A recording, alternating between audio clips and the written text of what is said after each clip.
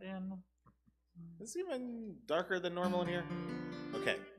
Well, yeah, no, something seems missing. Yeah, agreed. Turning off the important things.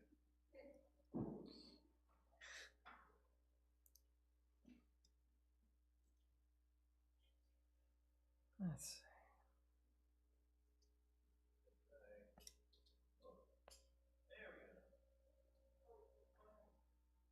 Huh. I'll miss all these little moments.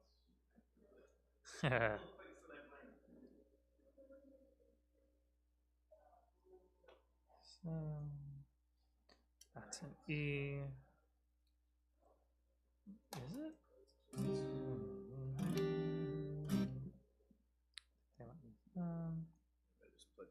Go for it. Trying to improvise chords here. Ooh.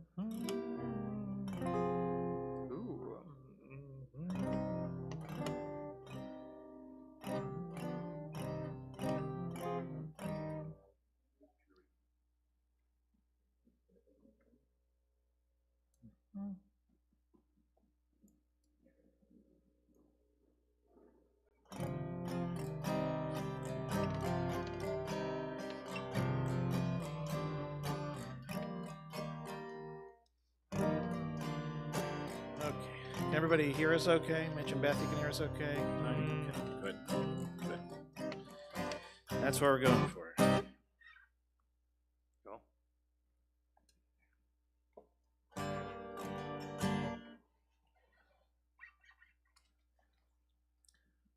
One other thing.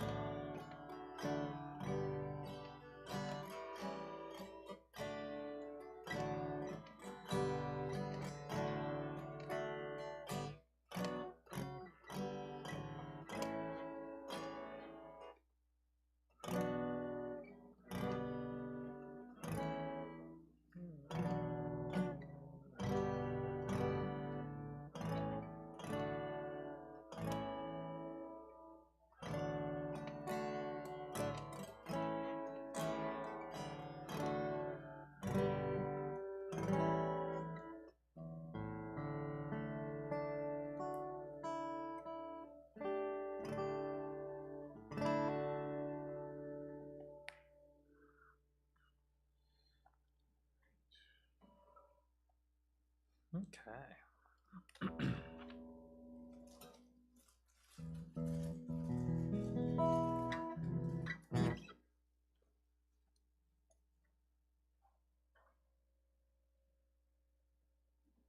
It really does get darker. It's so dark. I think it's that because it's so dark outside that it feels darker in here. I'm never really sure. It's like that whole year where I thought I was going crazy because of the microphones, and it turns out I wasn't crazy. It really was just only one mic would work at one time. And I went for like almost a year. It was driving me absolutely crazy. And it's, I was using their sound system, so I didn't know, I didn't want to touch anything that I wasn't supposed to touch. So I only figured out there were like two knobs that I could adjust, and I kept adjusting them, thinking, oh, this week it's going to be different. But I'm sure there's some very interesting psychological study of what I went through. If you could have had like an EKG attached. Yes, exactly. I know, but I did it to myself. That's the most unbelievable part. I think I do that more than anything else, right? I gaslight myself all the time. But I'm glad to know though, like that when I walked in, it felt a little dark in here because I was starting to get really concerned there for a moment. So, yeah, hopefully it will. Maybe it's one of those things that needs a little time to warm up. I don't know, but there is a very nice mood light in here, though. It is. We have to say, yes. One thing I can tell you in terms of the renovation, I saw it with my own eyes. There's going to be a number of new lights in the sanctuary that will give it a much more comfortable lighting situation. That was like the only criticism of that space really ever, were those two blind. And I think that my guess is that they will be back just in sort of ceremonial role, but they'll serve no particular purpose this was something that you missed out on, like Oh yeah, I still didn't. I've never seen this building. I've only seen it at its I know, bare bones skeleton. I took a walk through at one point, quite a few months ago. It's quite a lot has changed since. I mean, and the walls going up inside walls turns out make a big difference. You know, if Sukkot teaches us one lesson, right, walls make a big difference. So it's yeah, for sure. But like I said, I will in all truth, I will miss all these little kind of moments here because, you know, when you spend time week in, week out, you get to know a place and, you know, and its unique qualities. And I said to the administrator here, you know, what a lovely job they did in decorating and, you know, making a big space feel very, you know, cozy, which is nice. So with all of that, we'll get started with our service. We'll Shabbat Shalom to all of our friends who are watching from home and our friends who are with us here. And we're going to turn to page 120 to light and bless our Shabbat candles. I'll offer this, you know, nobody has to take me up on it, but we've started to come back towards giving up some of these up. And I'm looking actually and realizing that I left the candles in my office. So, Cantor. You want an opening song? Yeah, could you just, you know, noodle something? This hasn't happened to me since my first year, so now I'm feeling old. Okay. Get started. Let's see if I still remember this. I haven't sung this in forever. Hine Matov, which you can find on page 128. It's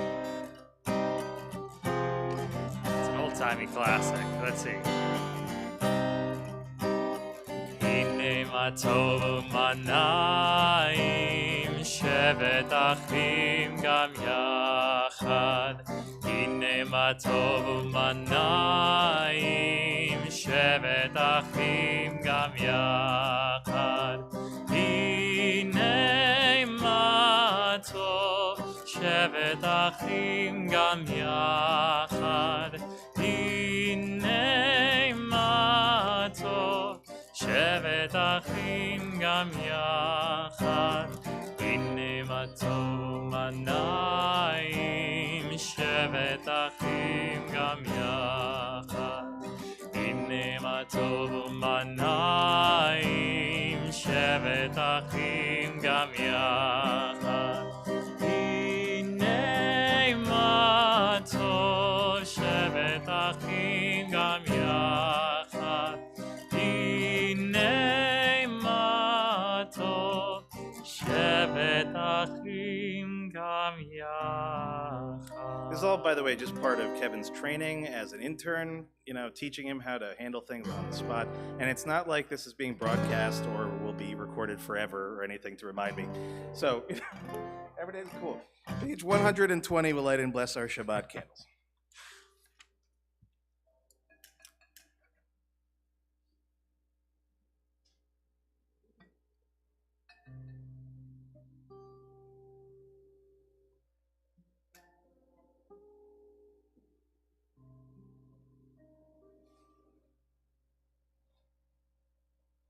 Baruch atah Adonai Eloheinu melech haolam asher kitshanu b'mitzvotav v'tzivanu lehadlik ner shel Shabbat. We'll turn now to page 130 as we begin Kabbalat Shabbat together with Cantor Kevin on the top of page 130. Psalm 95. Lechu neranena, lechu neranena, lechu neranena l'Adonai. Lechu neranena, lechu neranena, lechu neranena l'Adonai. Naria, naria, letzoi sheinu. Kadma fana betzoda. Naria, naria, letzoi sheinu. Bizmirot naria lo. Lechu neranena, lechu neranena, lechu neranena l'Adonai. Lechu neranena, lechu neranena, lechu neranena l'Adonai. And for something a little bit different, we'll turn to page 131. Instead of Shirul Adonai towards the top of the part in Hebrew, looking for Yismechu Hashamayim, which is towards the bottom.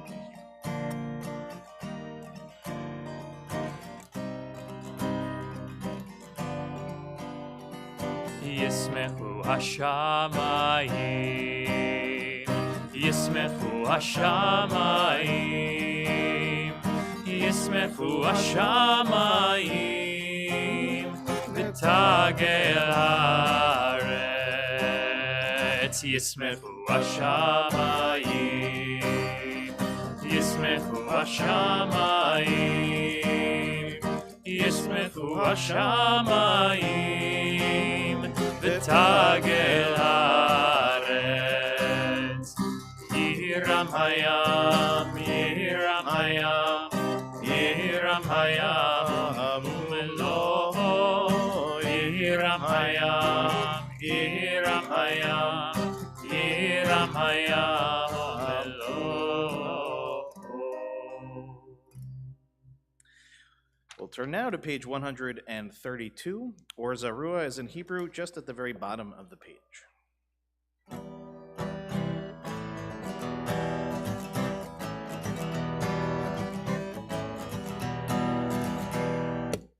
Or Zarua לצדיק ולישרי לב שמחה. Or Zarua לצדיק ולישרי לב שמחה. Or Zarua לצדיק ולישרי לב שמחה. ולישרי לב שמחה. Or Zarua לצדיק ולישרי לב שמחה. ולישרי לב שמחה. יללי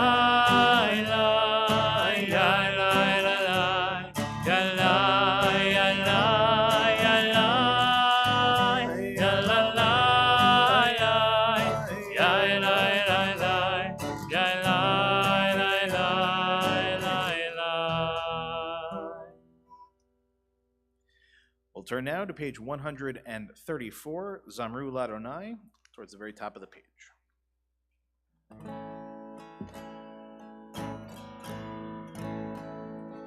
Zamru Ladonai bechinor, bechinor vekol zimra, b'chatzotzrot vekol shofar. הריעו לפני המלך אדוני, ירם הים ומלואו, תבל ויושביו, נהרות ימחאו כף יחד, ערים ירננו. לפני אדוני קיווה לשפוט הארץ, לשפוט תבל בצדק ועמים במישרים.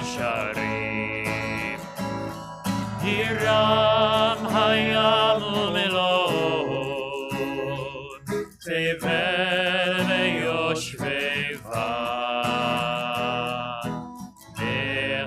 נהרות ימחאו כף יחד, הרים ירננו. We turn now to page 135, Romamu, which is the last Hebrew paragraph in the middle of the page.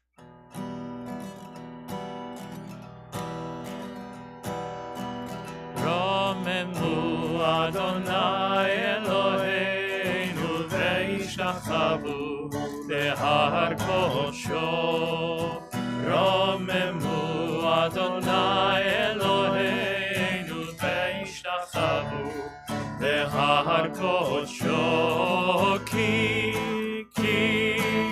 כי קדוש אדוני אלוהינו רוממו. כי קדוש אדוני אלוהינו רוממו. רוממו אדוני אלוהינו וישתחוו בהר קודשו.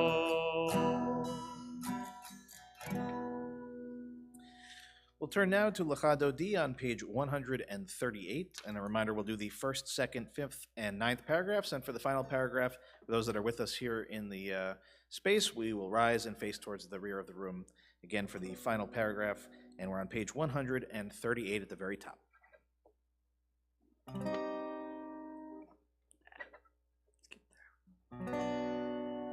Lecha Dodi likrat kala b'nei Shabbat nekabela. Lecha Dodi likrat kala b'nei Shabbat nekabela.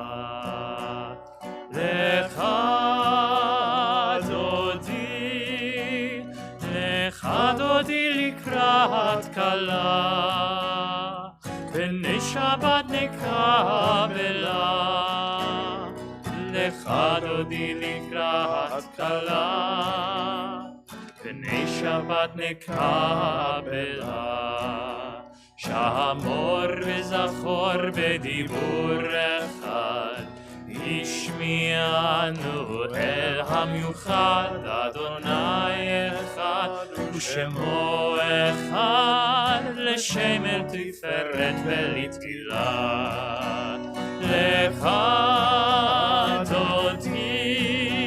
lecha dodi לקראת כלה בני שבת נקבלה. lecha dodi לקראת כלה בני שבת נקבלה. לקראת שבת לכו ונלכה, כי מקור הברכה מראש מקדם נסוכה. סוף מעשה במחשבה תחילה. lecha dodi לקראת כלה בני שבת נקבלה. lecha dodi לקראת כלה בני שבת נקבלה. התעוררי כי באורך קומי אורי אורי שיר דברי כבוד אדוני עלייך נגלה. lecha dodi לקראת כלה בני שבת נקבלה. lecha dodi לקראת כלה בני שבת נקבלה.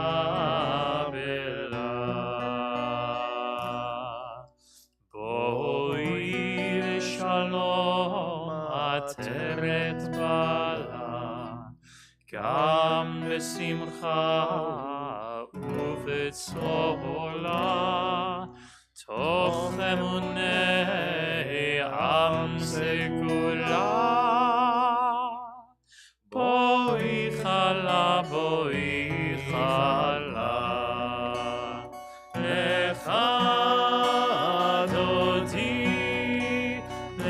lecha dodi לקראת כלה בני שבת נקבלה. lecha dodi לקראת כלה בני שבת נקבלה.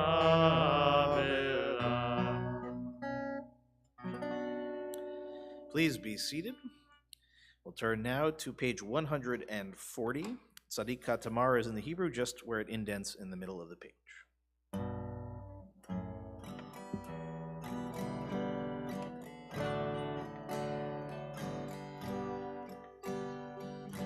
Tzadik Tamar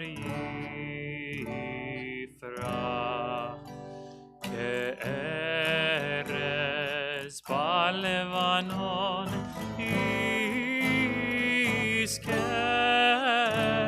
שתולי בבית בחצרות אלוהינו יפריחו אוג'נובון בסבא דשנים ורעננים יהיו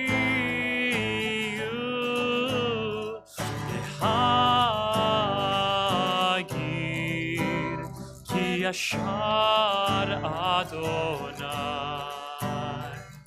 צורי ולא עוולת בו.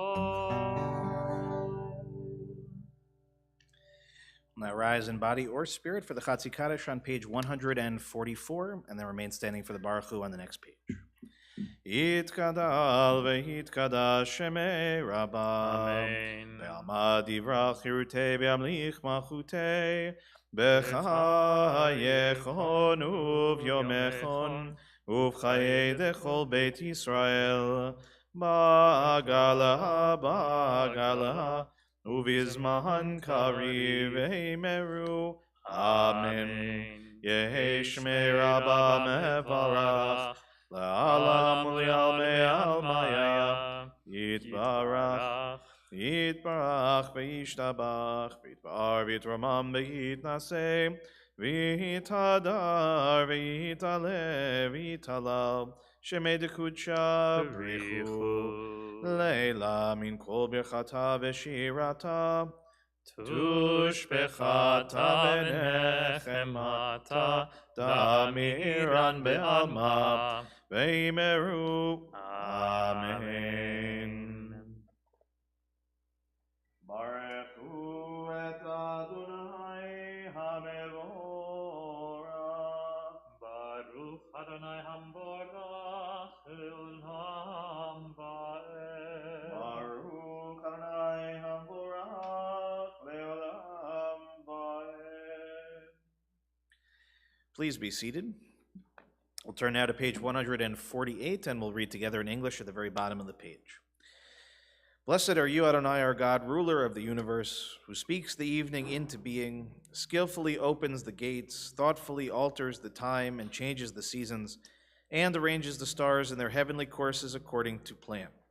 You are creator of day and night, rolling light away from darkness and darkness from light, transforming day into night and distinguishing one from the other. Adonai Tzvaot is your name. Ever-living God, may you reign continually over us into eternity. Blessed are you, Adonai, who brings on evening. ומעביר יום ומביא לילה, ומבדיל בין יום ובין לילה. אדוני צבאות שמו, אל חי וקיים. תמיד ימלוך עלינו לעולם ועד. ברוך אתה אדוני, אמרי ורבי. Amen. We'll turn now to page 150, and we'll read together in English at the bottom of the page. Everlasting love, you offered your people Israel by teaching us Torah and mitzvot, laws and precepts. Therefore, Adonai our God, when we lie down and when we rise up, we will meditate on your laws and your commandments. We will rejoice in your Torah forever. Day and night we will reflect on them, for they are our life, and doing them lengthens our days. Never remove your love from us. Praise to you, Adonai, who loves your people Israel. כי הם חיינו ואורך ימינו, והם נגע יומם ולילה, ואהבתך אל תסיר ממנו לעולמים. ברוך אתה אדוני, אוהב עמו ישראל. Page 152. Shema Yisrael, Adonai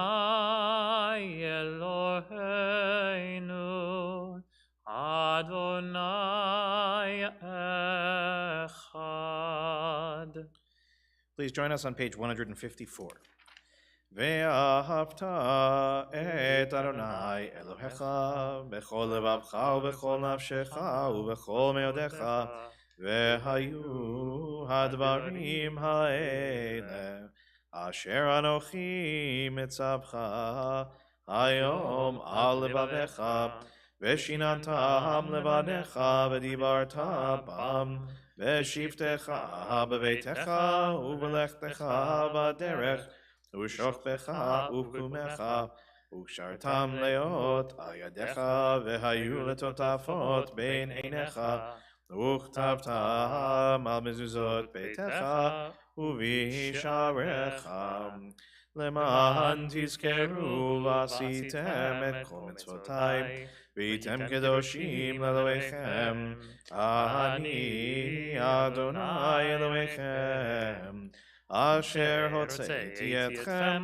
מארץ מצרים להיות לכם אלוהים, אני אדוני אלוהיכם, אדוני אלוהיכם אמת. We'll turn now to page 157 and we'll read together in English at the very top of the page. Standing on the parted shores of history, we still believe what we were taught before ever we stood at Sinai's foot, that wherever we go, it is eternally Egypt, that there is a better place, a promised land, that the winding way to that promise passes through the wilderness, that there is no way to get from here to there except by joining hands and marching together. As we turn to page 158 at the very top.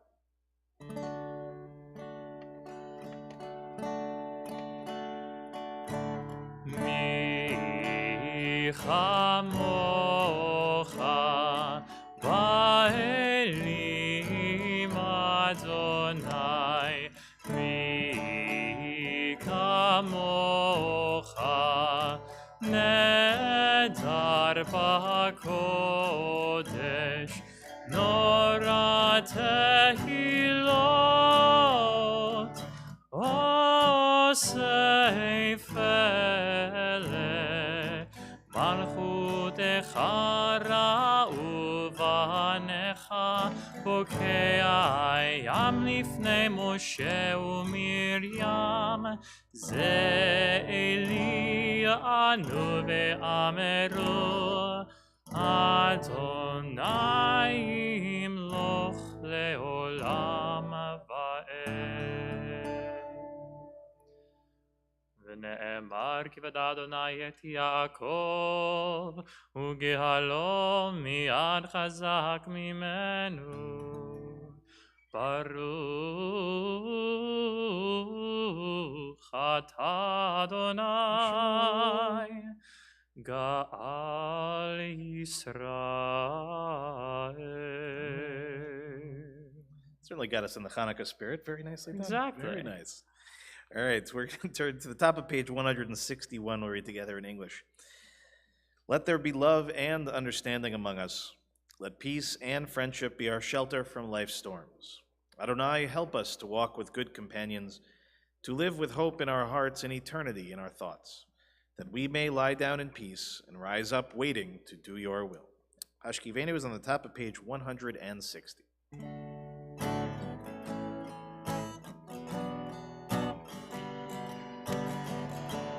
Hashkivenu Adonai Eloheinu lishalom v'hamidenu shomreinu l'chaim. Hashkivenu Adonai Eloheinu lishalom v'hamidenu shomreinu l'chaim.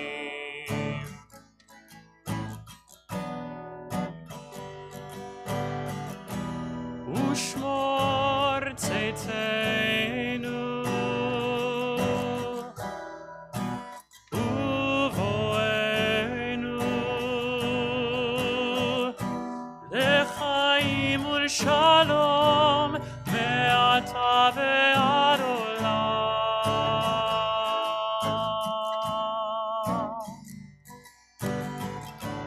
Hashivenu Adonai Eloheinu lishalom Hamidenu shomerenu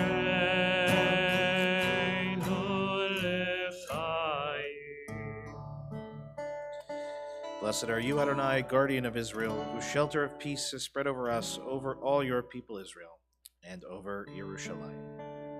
We'll turn now to page 162 do at the very top of the page. Veshamru v'nei Yisrael et ha-Shabbat la'asot et ha-Shabbat ledorotam berit olam ein beini uvein bnei Yisrael oti le'olam ki sheshet yamim asa Adonai et hashamayim et haaretz uvayom hashevim Shabbat, Shabbat, vayinachash.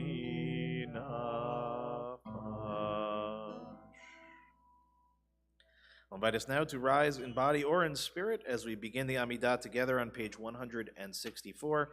From that point, we'll continue silently as always. Please go at your own pace, and when you're finished, if you're still standing, you may be seated. Adonai sefatai tiftachu fiyahi tehilatecha. Adonai, open up my lips that my mouth may declare your praise.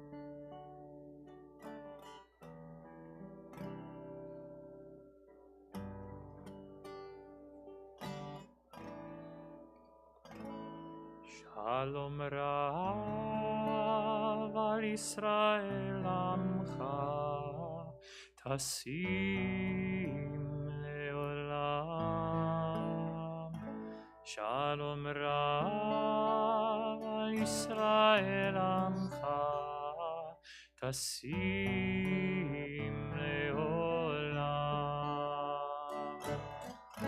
Ki Ata Hu Melech Adon Lechol HaShalom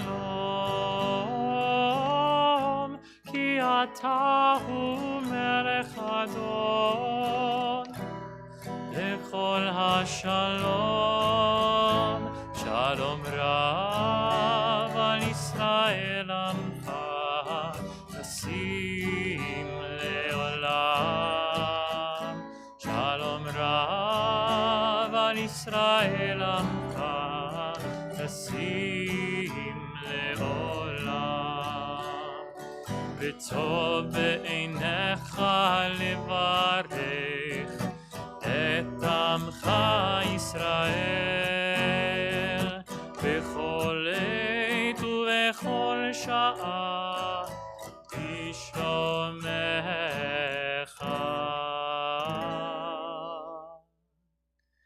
שלום רב על ישראל עמך תשים לעולם שלום רב על ישראל עמך תשים לעולם תשים לעולם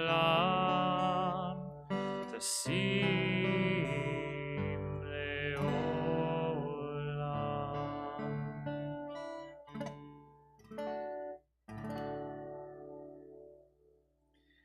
We'll turn now to page 371 as we offer our Misha Berach, our healing prayer for this evening.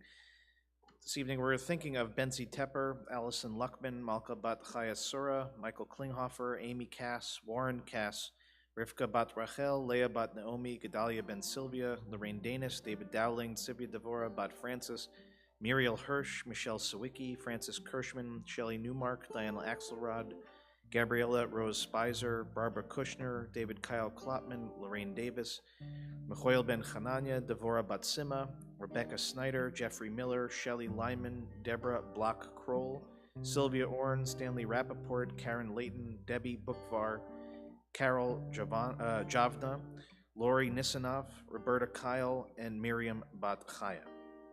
In addition to the names that we just read aloud, we'll invite those with us here in the space to add additional names if you choose, and those watching at home to add names as well. So for those that are with us tonight, we'll start on this side of the room and then to this side of the room as well. So any names to add?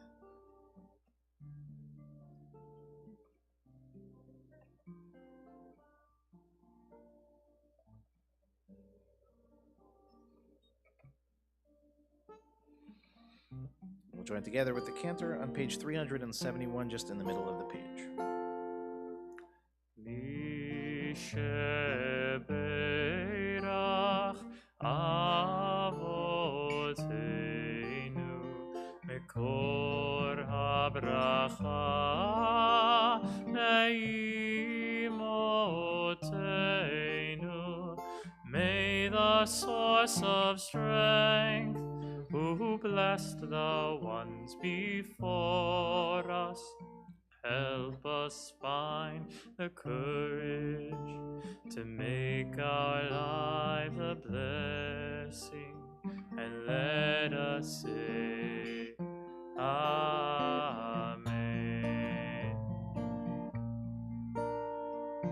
Misheberach imotenu Mekor HaBeracha Lavotenu. Bless those in need of healing with refuah shlema, the renewal of body, the renewal of spirit, and let us say, Amen.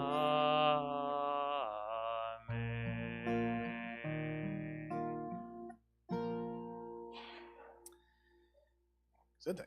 Shabbat shalom, everybody. Cantor, you can take a little break. Just remember to turn off the mic pack before you go. And also a big hi to Steve and Debbie. It's so great to see you guys. Sorry I didn't see you when I walked back in, but it's great to see you. Great to see you. So Shabbat shalom. I'm going to pick up from a place where I started about a month ago and to update us all as I made a commitment in the first conversation around the results of the most recent Israeli elections to make sure that this is part of our ongoing conversation in our community and making sure that we know what's going on in the land of Israel and how we might think about it and how we might respond to it and relate to it, and to talk about some of the very serious issues that I raised in the last sermon, which not all of you may have heard, so I will forgive you on that. I don't expect everybody to watch every sermon, but part of what we talked about is that in this most recent election there was a significant shift, a significant change in the most likely makeup of the incoming coalition and government. And so I want to just give us a sense of where we are as of today, and then to talk a bit, as I said, a little bit more broadly, and then perhaps to sprinkle a little bit of Torah in there as well. So as you may recall or may know, and if not, I'll give you the 30-second version. When Israel goes to elections, they generally are going to vote not for individuals, so to speak, but for parties. There is some amount of individualism within the parties. You know, each party that runs will list from 1 to, I think, 120 exactly who they would have in each spot, right? If they get 20 seats, the top 20 people get in. If they get 25 seats, the top 25 people get in, and so on. But generally speaking, the way that Israelis have voted since the beginning is by party, and most of the time those parties by ideology, who they are, what they represent, what communities they represent, what they stand for. And as it's been over the last several years, there's only been one government that really formed and ran for about a year or so, I think, in the most recent case. A very interesting coalition of some very different groups of people. And it actually functioned quite well until it didn't. And ultimately a call for new elections came, and the elections took place. And now we're in this very interesting phase in which there is basically a series of negotiations that determine whether or not a coalition can actually come together of all these different parties with often very different perspectives or different goals or different foci. And so in this case, the almost inevitable outcome will be not just a right-leaning government, but probably the most right-leaning government in the history of the State of Israel if it continues on the path that it is on, led generally by the largest party, the party that gained the most votes and the most seats, the Likud party, headed by Benjamin Netanyahu, as it has been for most of the last 20 years and even back to his earlier iteration in the 90s. And in the process of trying to form, remember, the Knesset has 120 seats total. So in order for a government to form, it must have 61 seats in its coalition. And as it looks at the moment, the most likely outcome will be 64 seats out of 120, which may not seem like a very large margin, but in Israeli politics, having a 3, 4-ish seats, depending on how things shake out, is really quite significant. And as I said, the makeup of this particular group is going to lean very, very heavily towards the right. So of the major parties involved, the Likud are the most familiar, as I said. United Torah Judaism, which represents basically every stream of ultra-Orthodox Ashkenazi Jewry. Shas, which represents actually a wider range of both Sephardic Jewry and Mizrahi Jews in general. And then what is really in the end the biggest change, the biggest radical potential position of this government, made up of 3 parties who ran together on the same ticket, the Religious Zionist Party, the Otzma Yehudit Party, and the one-person Noam Party. So as I said, in order for all of this stuff to actually coalesce into a coalition of a reasonable sort that can be relied upon, there is a process. And that process begins actually with the president of Israel, which is, by its definition, a non-political figure. And yet, at the same time, technically speaking, they hold the power to determine who will form the next government. So the current president of Israel is Isaac Herzog. Don't worry, that's just the heat in here. Nobody's banging on the walls as far as we know. It's not Cantor Kevin. And so President Herzog meets with the heads of each of the parties, and each of the parties says, this is who we think should be forming the government. And so all of these parties have had their chance to say to President Herzog that's the case. And so Likud and Netanyahu were given initial period of 4 weeks, if I'm not mistaken, maybe longer than that, to form this coalition. That expires as of this Sunday. So as it is of today, I just want to update us sort of where we are and where the realities are as we face them. and to acknowledge that what is often the case is that these negotiations take time, and sometimes an extension is necessary. And although it hasn't officially been asked for as of when I checked before we came out for services, almost definitely Netanyahu will ask for an extension of probably up to 2 weeks to further negotiate, and there's some wrinkles which I'll explain in a second. So I want to just give us a sense of where each of these parties are going to play out in this government and what that potentially means in terms of impact. So for those that weren't with us a few weeks ago when I got into a deeper dive, I won't go in the same level of depth, but there are a few people that are really of greatest concern, and I'll just put it in the eye. Greatest of concern to me as a person who loves Israel about its future, and they represent the heads of the religious Zionist party, the Otzma Yehudit party, and the Noam party, who ran together, as I said, on a particular ticket. The head of the religious Zionist party is a man named Bezalel Smotrich. He is being promised, as of, again, all this is rumor until it's not, but the rumors are pretty secure, that he will receive at the outset the finance ministry, which, as you can imagine, is a very significant position. It controls not just the money, not just the finances of the state of Israel, but actually has a significant amount of influence also over the military. Second to that, Aryeh Deri, who is the head of the Shas party, as I mentioned, the one that represents generally the Sephardic communities and the Mizrahi communities to a degree.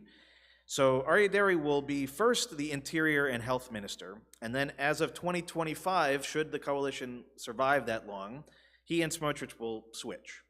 So that is a common plan, actually, in many negotiations. It's what happened in the last negotiations of the last government, which somewhat led to its own downfall, is a lot of times there is this absurd expectation that the government won't last 4 years. So they make a promise that in 2 years, they'll switch positions so everybody's happy at the beginning, and then you get to 2 years down the road, and now everybody wants what they were promised, and then it causes all sorts of other problems. But just to highlight, in case I'm curious, does anybody here know who Aryeh Deri is? I would be very surprised if yes. If you were in Israel, you know immediately. He's an interesting character, but he was accused of and found guilty of tax fraud. And so there is currently a very reasonable basic law in Israel, which again does not have a constitution, it just has a series of what are called basic laws, that will prevent him from being a minister in the government because he was convicted of tax fraud.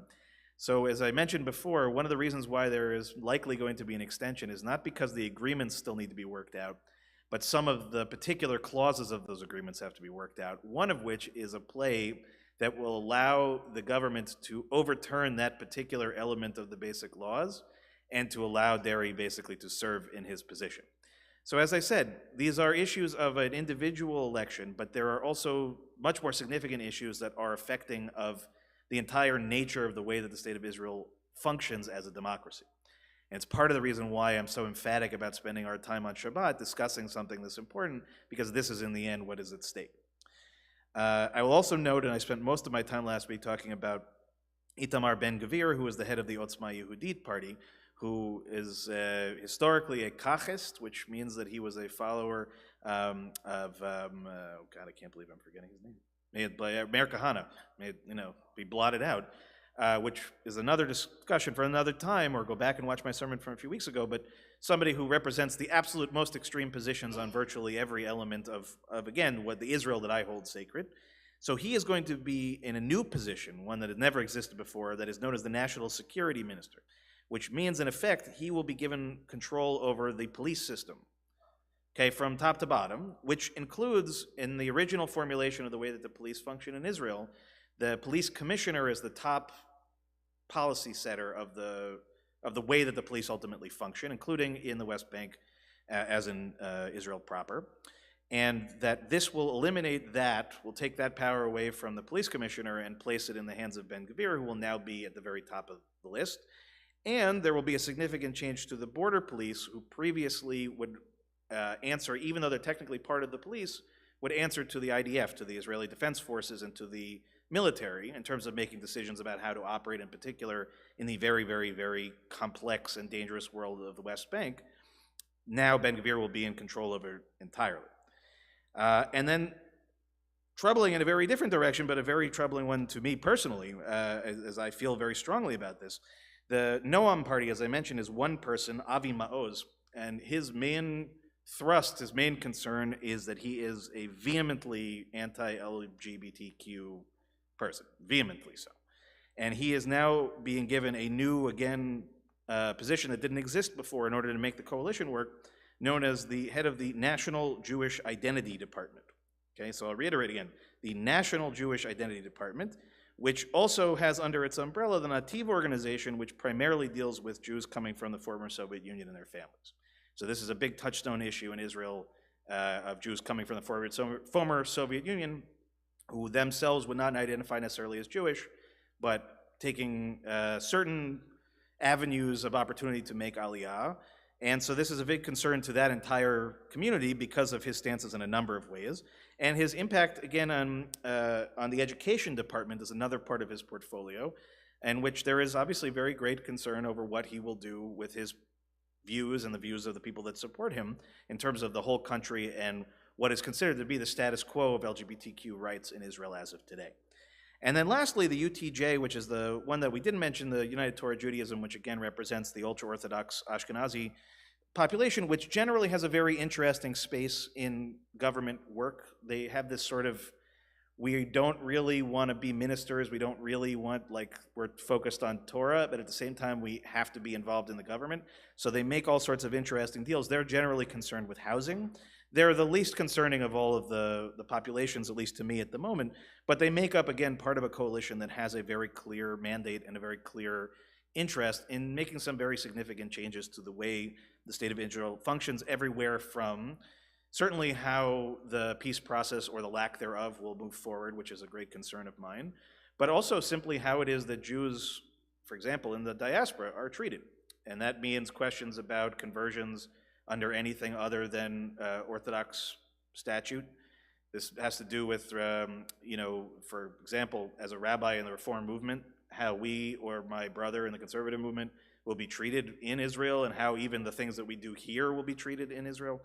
So again, these are not insignificant pieces, not least of which, as I said, that for many years, trying to create a certain kind of status quo in a country that is extremely complex, that has very religious people and very secular people and a lot of different perspectives, that a lot of these status quo, sort of de facto status quos have held, and a lot of them are now under threat, very direct threat from the nature of the coalition that's being built here.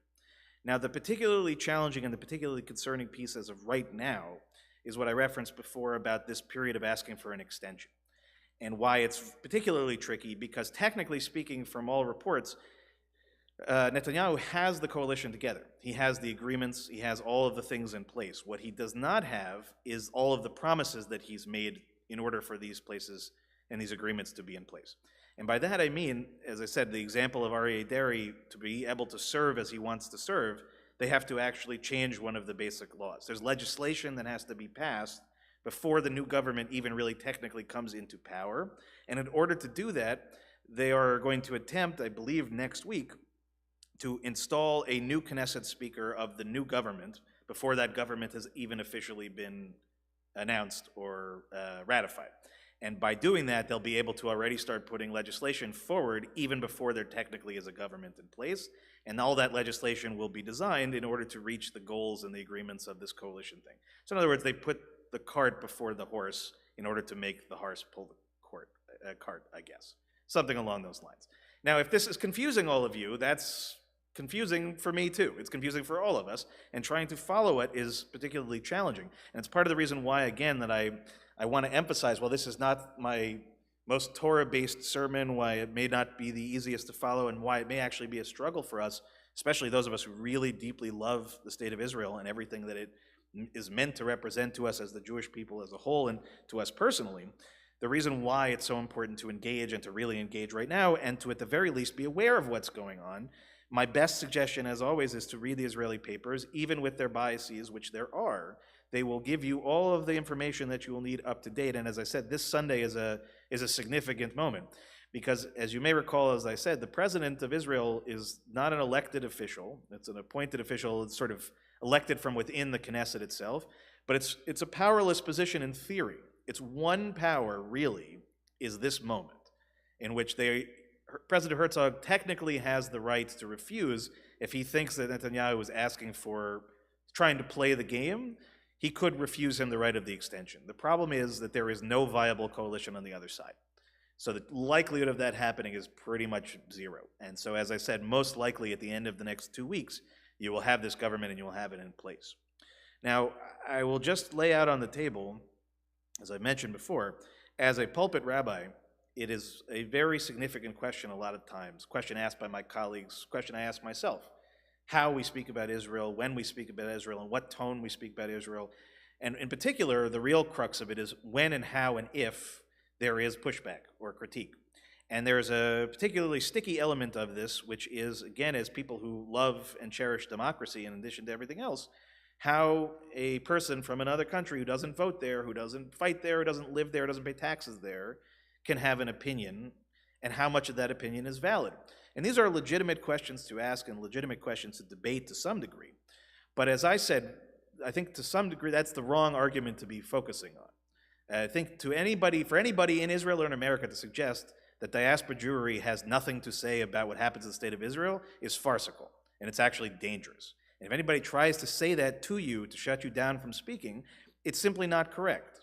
The state of Israel is indeed a democratic state of its own. Nobody is questioning the fact that they voted. Nobody is questioning the fact that the government will be formed and that it has the opportunity to form.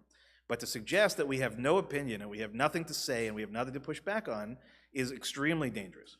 And whatever my personal politics may be, a colleague of mine, somebody who I admire a great deal because he is in the reform movement in particular, probably the most outspoken, most positive, most supportive, self-defined Zionist that you will find, Rabbi Ami Hirsch of Stephen Wise Free Synagogue in New York City. He wrote a piece, or was part of an interview in the Jerusalem Post this week, in which he said things that I never thought I would hear come out of his mouth, of his concern for the future of diaspora-Israel relations. And he said as follows. This really was very striking. He said, the danger in the Jewish community is not the anti-Zionist, so to speak. It's from those who are distancing from Israel because they feel that there is no longer any kind of common connection and common set of values that bind us together. As he says, that is a real thing. It's not the anti-Zionists, but from those who are simply distancing because they find nothing in common. And as he's talking about in this context, he's talking about really decades of him and many of his colleagues who feel like they have been holding back this kind of growing tide of, especially in younger people and younger generations, of these feelings. He's feeling, as he says, we've managed to hold that back all these years, but I fear that this dam is breaking, and if we don't take the strongest possible measures to stop it. So he is very clear in his article, as I am clear also. I don't know exactly what it is to stop or how to stop it.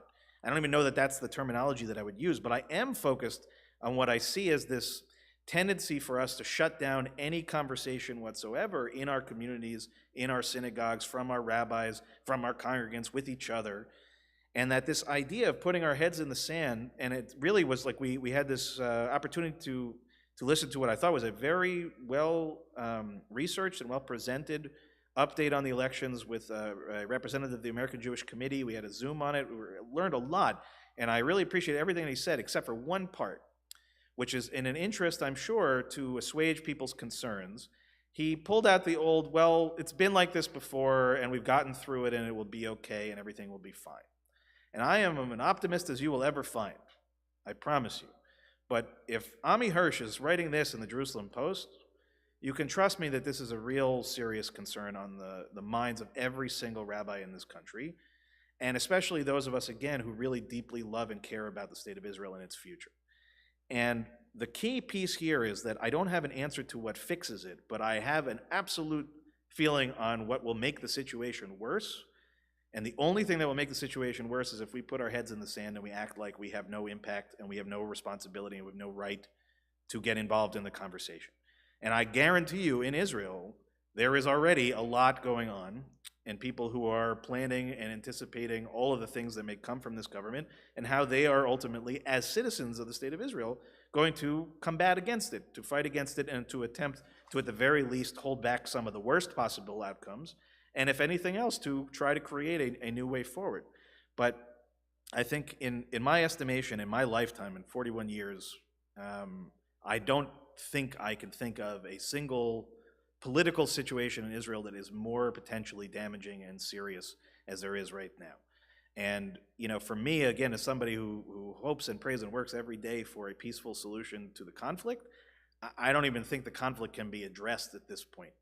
because there are so many, it's a litany of things that are internal that need to be addressed. And I will just say, and again, it's not to scare everybody, but it is to be aware. The situation presently in the West Bank is this close to erupting into something we haven't seen in decades.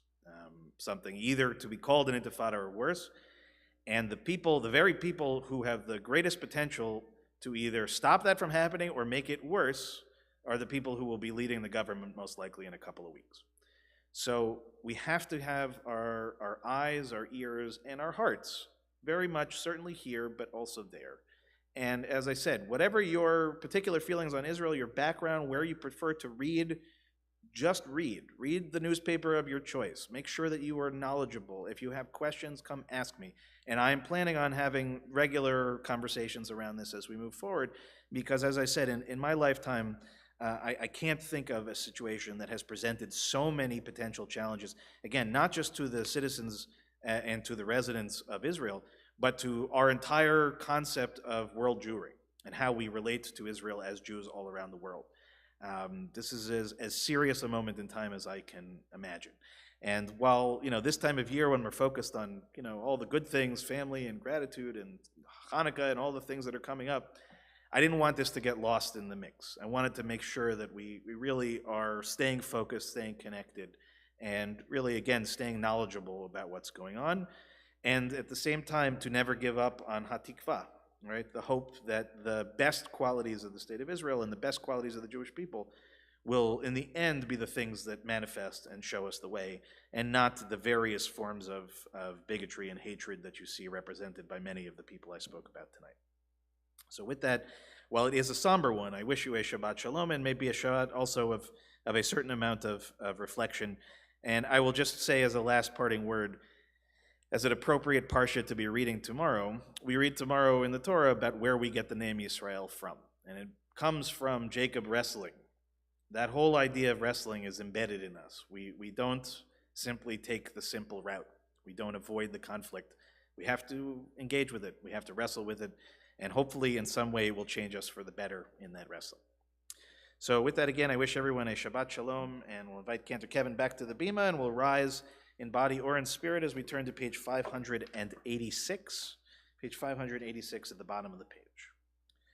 Aleinu l'shabeach l'adon hakol, latet gedula leotzer breshit, shelo asanu kegoyei ha'aratzot, ולא שמענו כמשפחות האדמה, שלא שם חלקנו כהם, וגורלנו ככל המונם.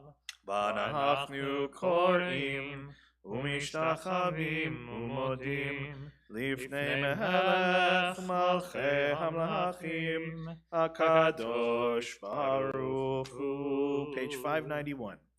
ונאמר והיה אדוני למלך על כל הארץ, היום ההוא ביום ההוא יהיה אדוני אחד, ושמו אחד. Now invite those in mourning, those observing yahrzeit, to please remain standing. Everyone else may be seated at this time. We think first of those who've passed in our community in recent months.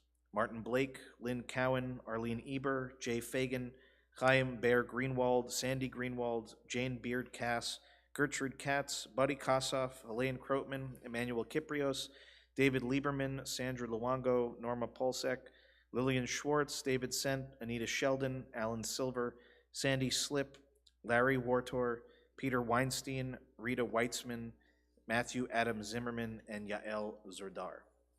We also mark the yahrzeits that occurred during the last week for Samuel Abderkin, Dr. Joseph Berkeley, Gertrude Blank, Ariel Cherish, Louis Feinstein, Erwin Godinsky, Melvin Gelb, Tessie Heller, Charles Hipsch, Helen Kropp, Max Lewantin, Edward Massoff, Hilda Ruby, Bob Schneider, Harry Shockett, Louis Schwab, Julie Sloan, Ralph Spinner, Arthur Spitz, Evelyn Steinberg, Milton Strasser, Daniel Tatcon, Joseph Yanovich, and Sophie Zauber.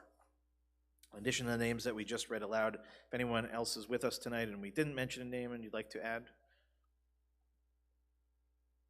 I'll invite those at home if you have additional names to share as well, and I'll invite the mourners to join with me on page 598. Yit Kadal v'yit Kadash Shemei Rabbah. Amen. Be'alma divra chirutei v'yamlich malchutei. B'chayechon u'v'yomechon u'v'chayei d'chol Beit Yisrael. B'agala v'zman kariv v'imru. Amen. Yehei Shemei Rabbah mevarach la'alam u'li'almei almaya. V'yit barach v'yishtabach v'yit ba'ar v'yit romam v'yit naseh. V'yit hadar v'yit aleh v'yit halal Shemei d'kudsha brichu. Le'ela min kol birchata v'shirata, tushbechata v'nechemata, da'amiran be'alma v'yimru. Amen. Yehei shalama rabba min shemaya, v'chayim aleinu ve'al kol Yisrael v'yimru. Amen. Oseh shalom b'mromav, hu ya'aseh shalom, aleinu ve'al kol Yisrael v'yimru. Amen. Amen. Zichronam livracha, may every one of their memories be for a blessing. Okay, please be seated. And Shabbat Shalom to everyone again. Shabbat Shalom, Cantor Kevin. A few important announcements. Please join us for Shabbat services tomorrow at 9:30. If you're joining us here in person, just a reminder, we'll be in the chapel, so the entrance will be on the side of the building here at the Old Whalers Church, or you can join us on Zoom, our website, YouTube channel, or Facebook. And also, of course, to join us for a Torah study on Zoom at 12 o'clock. This Sunday at 2 o'clock, Women's Rosh Chodesh group is meeting. Yep. And Monday, Niddah Mitzvah will meet at 11:30. My Heschel class is at 12 o'clock on Zoom. Hebrew School is at 3:30. 5 o'clock, the Social Justice Committee meets virtually. And at 6 o'clock, we have a post-B'nai Mitzvah class as well. Hebrew School at 3:30 on Wednesday. And then on Thursday, we have our next in our series of conversations around scientists and synagogues in Sag Harbor. It's really been a great series of programs which will continue throughout the year. And this time a conversation between myself and our wonderful Dr. Bradford Tepper, as we know him, Bensi, who is going to help us to talk a bit about the science and the Torah of dream interpretation. Again, very apropos of our section of the Torah that we're reading at this time of year. Also, a reminder that my Friday class, A Journey to the Heart of the Siddur, will be meeting on Zoom at 9:15 on Friday as well. Also, a reminder, December 15th is the deadline for reserving your space for our civil rights trip to Alabama. And if you can join us, it really is an amazing, amazing trip. And if you have other people who are not necessarily members of the temple, but you think might be interested in joining us, I believe there will be space for that as well. Just please make sure that if you're interested to sign up by the 15th. And if you have any questions, please do let me know. Also, a reminder that on Friday, December 16th, that'll be next Friday? 2 weeks? Next Friday? Next Friday, yes, in advance of Hanukkah. Everything is always a plan these days until we'll see whether it comes together. But Cantor Kevin has been working very hard with our Hebrew school students to teach them some Hanukkah songs. So they're going to come for the beginning of service, and they're going to sing some Hanukkah songs here. It'll be very cute. It'll be very cute. One way or the other, it'll be very cute. How many of them will actually show? How many of them are not? Who knows? But Kevin's working very hard, and we've got at least 5 songs that we've been able to teach in just a few weeks. So I think that they're going to be, they're really going to be fantastic. They are a force of nature, in particular the little ones when they're all together. And if you like Gelt, I've got a song for you. Yes, so. You certainly do. This is a big song, by the way, in the Geffen household. We're enjoying it very much. So again, to join us here either in person or to watch us online again next Friday, December 16th. And of course, a reminder that on the first night of Hanukkah, Sunday, December 18th at 6 o'clock on Long Wharf, we'll light our Chanukiah, or our menorah in town. And as always, really, really love to have as big a showing as we can for lots of different reasons. Just feels good, first of all. But in this year in particular, where I think Jews all over the world are feeling the natural instinct to want to pull back, this is exactly the time where we need to be doing really the opposite. So it's going to be a week from this Sunday. So it's Sunday the 18th, which is the first night of Hanukkah. And then, as we've done the last couple of years, we're going to do a thing where each night of Hanukkah we'll have a Zoom lighting with different members of the community and things like that Shelley's been working on organizing. So if you're at home, if you want to join us on any of those, you can certainly do that. And we're looking forward to it. A lot of good stuff. And then a lot of fun things coming up in January as well. Cantor, anything on your end other than we wish you very good luck on your finals next week? Thank you. I'm very glad I'm past that part of my life, so I'm feeling very relaxed. Thesis proposal in the next few weeks and months. So once that's approved, I will actually start including everyone and starting to get the word out on that, because I'm hoping to get some help and get some participation from some of y'all. So I'll get to that once it's approved. I'm sure it'll be approved. And if nothing else, your people approve it. Everybody here will enjoy it very much. Trust me. This will be something that benefits all of us and Cantor Kevin in the process. So we wish you very, very much luck in that. Thank you. And I think that's it for right now. Just great progress again on the building. It's coming together, and we're really hoping, sort of February, March in that general vicinity. Probably more in March would be my guess. And I think that's it on my end. So, Cantor, do we have anything you want to close with this evening? Yeah, I'm always trying to think of while I'm sitting over there and listening to your sermon. It's the hidden part of our curriculum here at the temple. It's so fun. Figure out how to come up with something after the Rabbi Dan come talks up with something about that connects. This one is a tough one, but let's tough, go in a positive. I've got one that connects in two ways. I'm going to connect it to also the sermon and to Hanukkah coming up. So on page 671, a little Peter Yarrow. Oh. Light one candle for the Maccabee children, give thanks that their light didn't die. Light one candle for the pain they endured when their right to exist was denied.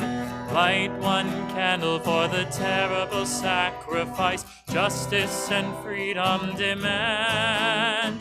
Light one candle for the wisdom to know when the peacemaker's time is at hand.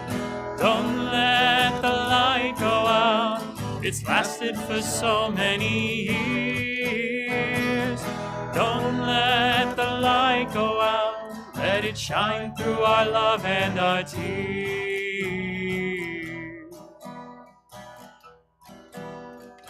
Light one candle for the strength that we need to never become our own foe.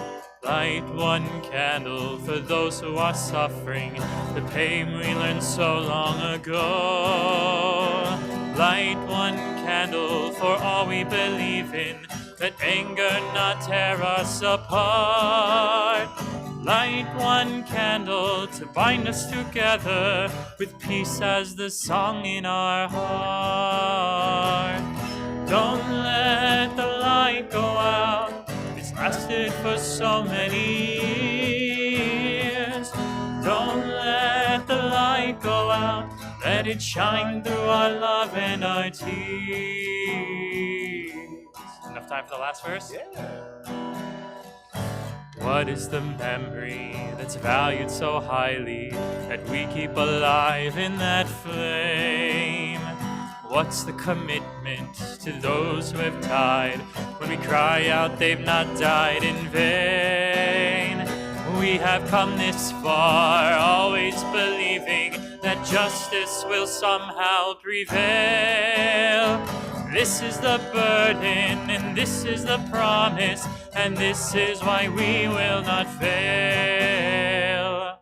Don't let the light go out, it's lasted for so many years. Don't let the light go out, let it shine through our love and our tears. Don't let the light go out, don't let the light go out. Don't let the light go out. One of the all-time great endings to a song, by the way. Just great choice, my friend. Great choice. Al regel achad, as they say. Great choice. We're going to conclude our service with Kiddush on page 123. And just a reminder for all those that were with us in the room, if you could bring your prayer books back to Josie on your way out, that would be great. Again, page 123, and we'll rise. Baruch atah Adonai Eloheinu melech haolam mohorei peri hagafen.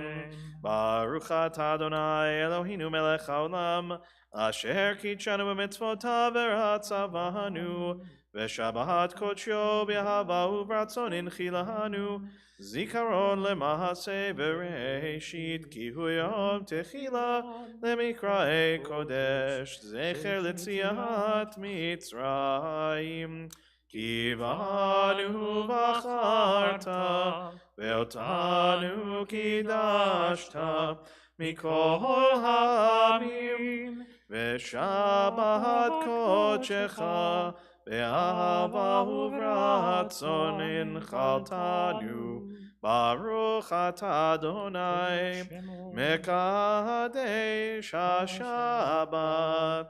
Amen. Shabbat shalom, everyone. L'chaim, good Shabbos. Get home safely, especially if you have to drive as far as Debbie and Steve have to go. Please. Guys, it's so great to see you. How are you? How's the whole family? I feel like it's been long enough that, I feel.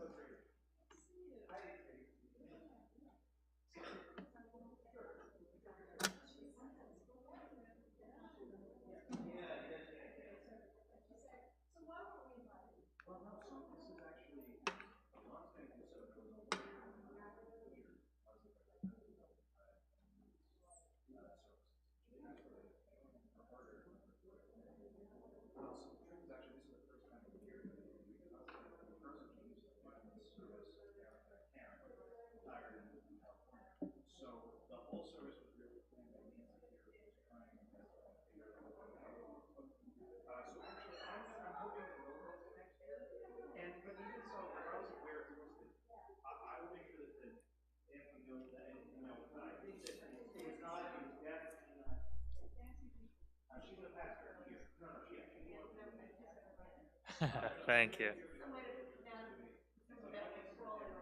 I know. I'm like, okay, what do I know?